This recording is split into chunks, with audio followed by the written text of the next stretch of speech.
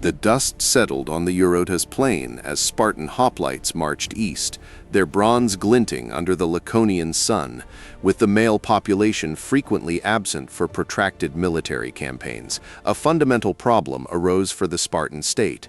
How would its agrarian economy continue to function? The rigid military structure demanded constant provisioning, yet the primary workforce, the citizen men, were at war. The answer lay within the Spartan system's unique legal framework, which granted women unprecedented economic autonomy. Spartan women held significant land ownership rights, a stark contrast to other Greek city-states. This legal foundation was the bedrock for their economic power, allowing them to manage estates directly rather than merely inheriting usufruct. Each Spartan citizen family was allotted a Kleros, a parcel of state-owned land worked by enslaved Helots. This Kleros was inextricably linked to citizenship and the ability to contribute to the syssitia, the communal mess. When the male head was away, the responsibility for ensuring the Kleros's productivity and the family's contributions fell squarely upon the women. The Spartan woman's daily routine was a complex logistical exercise. She oversaw the cultivation cycles, supervising the sowing of barley and wheat, monitoring the olive harvests, and managing livestock. Her domain extended beyond the household, encompassing the entire agricultural output required to sustain not only her family, but also her husband's military obligations. Decisions regarding crop rotation, Helot labor allocation, and resource storage were made by the female head of the household. This conferred substantial practical authority, making her an indispensable manager of a vital economic unit. The successful functioning of these individual kleroi was critical to the collective Spartan war machine. The Spartan economic system was a precision mechanism, and women were its primary operators during times of conflict. They ensured the Helots, the agricultural backbone, maintained peak productivity. Direct supervision and organizational capacity were paramount to extracting the required surplus from the land, preventing scarcity within the citizen body. Furthermore, Spartan women managed the distribution of resources. This included not only feeding the family, but also allocating the specific contributions of grain, cheese, and wine required for the syssitia. Failure to contribute could lead to the loss of citizenship, making the woman's role in resource management a direct factor in maintaining the social order. The administration of a Kleros often involved a degree of external economic engagement. While direct trade by citizens was limited, Spartan women managed interactions with perioikoi, the free non-citizen inhabitants, for specialized crafts or goods not produced on their estates. This required a practical understanding of value and exchange, further solidifying their managerial acumen. Spartan legal structures also allowed women to inherit property from male relatives who died without sons, and to receive significant dowries. Over generations, this led to a notable concentration of wealth in the hands of women.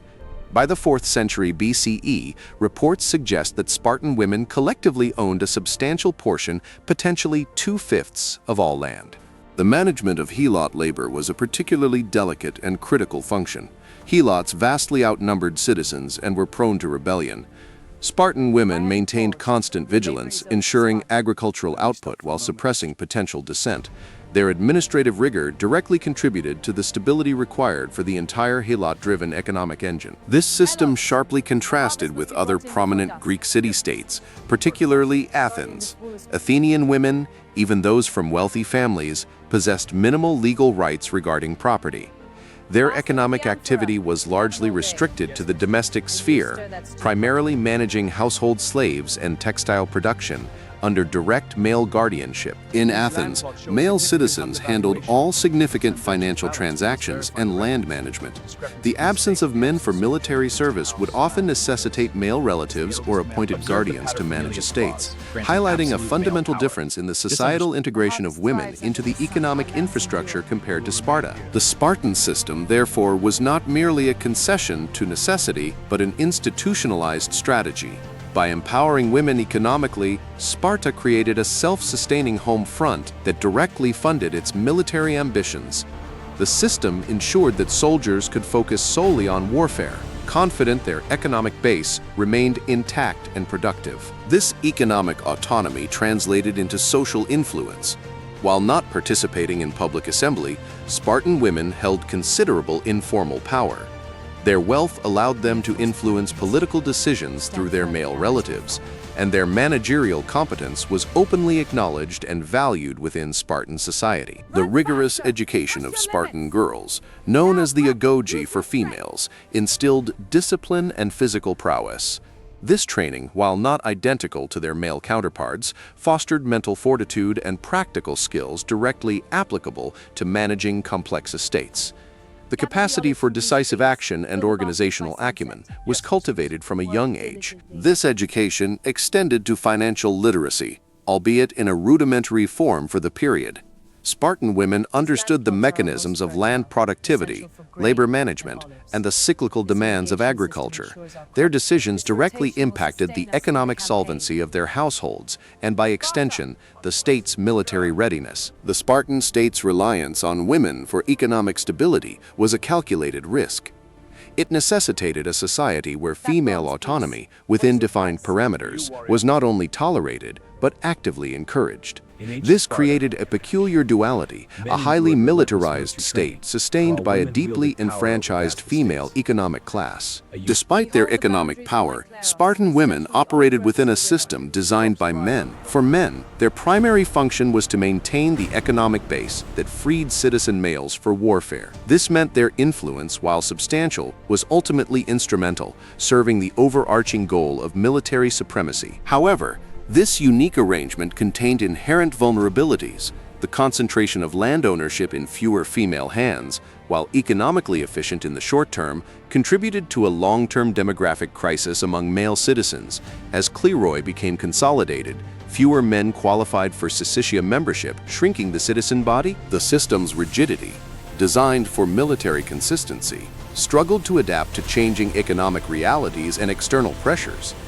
The very mechanism that empowered women, the inheritable Kleros, also allowed for the erosion of the male citizen class, as plots became less accessible to aspiring hoplites. By the 4th century BCE, the dwindling number of full citizens, known as Homoioi, directly correlated with the increasing wealth disparity and land concentration. The economic power of women, while vital, was part of a broader system that ultimately contributed to Sparta's decline. The mechanical efficiency of the system became its undoing. The military prowess of Sparta was legendary, but it rested on an increasingly fragile economic foundation. The system that relied on Helot labor, managed by economically autonomous women, was ultimately unable to adapt to the persistent challenges of maintaining a dwindling citizen warrior class against larger, more flexible adversaries. The internal mechanics began to seize. The very success of the Spartan state in empowering women to manage Kleros contributed to an unforeseen systemic weakness. As warfare became less about decisive battles and more about prolonged sieges and economic endurance, Sparta's rigid social and economic model, dependent on a specific form of land tenure, became less competitive. The emphasis on maintaining an unchanging traditional system, while initially robust, stifled innovation. Unlike Athens, which adapted to a mercantile economy and diversified its revenue streams, Sparta remained tethered to its agrarian, land-based wealth managed by its women and Helots, limiting its capacity for macroeconomic adjustments. The consequences of the Peloponnesian War, despite Spartan victory, further exacerbated these issues. Constant attrition of male citizens and the inability to replenish their numbers from a shrinking land-owning class revealed the system's critical flaw. The women, despite their efficiency, could not reverse the demographic trend. The earthquake of 464 BCE, which devastated Sparta and triggered a major Helot revolt, also highlighted the fragility of the system.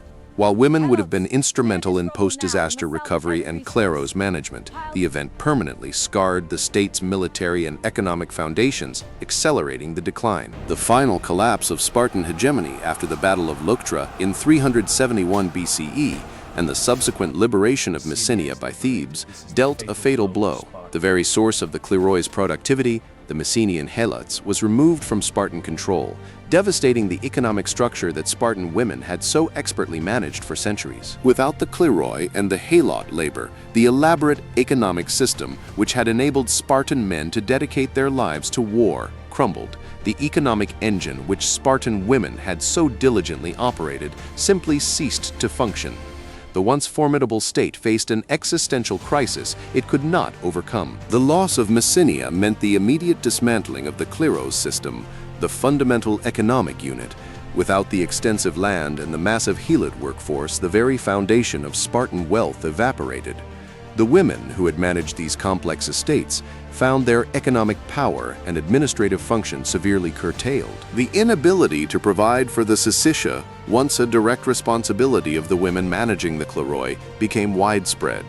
This led to a further reduction in the number of full citizens, as participation in the communal mess was mandatory for citizenship. The systemic failure accelerated the demographic collapse. The economic landscape for Spartan women drastically changed. Their historical role as powerful land managers diminished alongside the land itself. While they retained some legal rights, the sheer scale of their previous economic influence, tied to the Kleros, was irrecoverable. The economic machinery that once empowered them was largely defunct. In the centuries that followed, Sparta gradually faded from its position as a dominant power. The economic structure, meticulously built around an agrarian model managed by its women and exploited Helots, proved too rigid to survive significant external shocks. The system's mechanical precision had been its strength, but also its ultimate vulnerability. The Spartan experiment in female economic autonomy, born from military necessity, stands as a unique historical anomaly. It highlights a society willing to radically redefine gender roles in the domestic and economic sphere to achieve military supremacy, albeit at a profound long-term cost to its own citizen base. The system was designed for singular purpose: constant military readiness. Every component, from the Agoge to the women's land management, served this objective. The success of Spartan women in running the economy was a testament to their capability, yet it was a capability ultimately harnessed to a fragile, unadaptable state machine. The story of Spartan women managing the economy offers a stark reflection on the trade-offs of specialized societies. How much social innovation is justified for military advantage, and what are the hidden long-term costs of such extreme dedication to a single societal goal?